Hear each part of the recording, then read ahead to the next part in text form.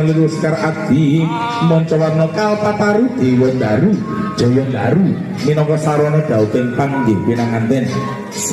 kanthi ucapan bismillahirrahmanirrahim sigra kalajengaken adi lagi harja kawilujengan guru lagi.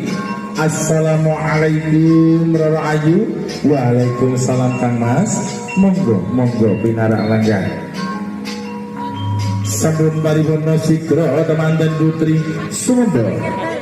temanten kekali anggenipun bebrayan sampun nilaraken alam remaja ngancik alam dewasa tumuju keluarga ingkang tansah pinaringan barokah sakinah mawaddah ugi warahmah sigra ambasu ambyanipun ingkang garwa kanthi tirta setaman kambang kemambang sekar triwarna wonten mawar melati saha kenanga temanten kekali anggenipun bebrayan Ajo mulia sebagai doa kepada Allah Subhanahu Wa Taala membeli berdua dalam berubah rumah tangga selalu berikan kebahagiaan, kemuliaan, ketentraman hati derajat pratondo bagus eka tansah hanjunjung derajat martabat ingkang garwa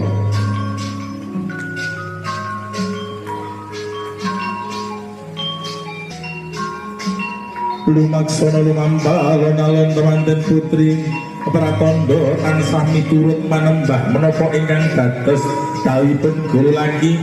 ingkang bagus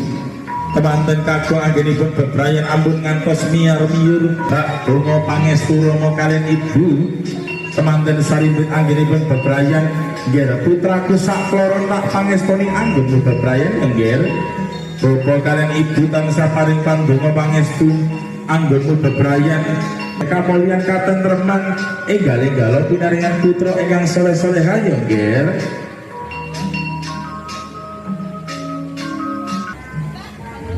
kene nggih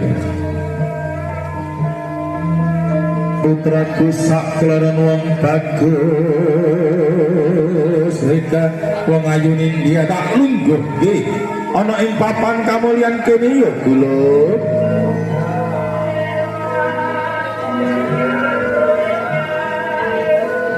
Rama anggenipun nyindur temanten sarimbit wonten sak ngajengipun ing arsa sung tuloba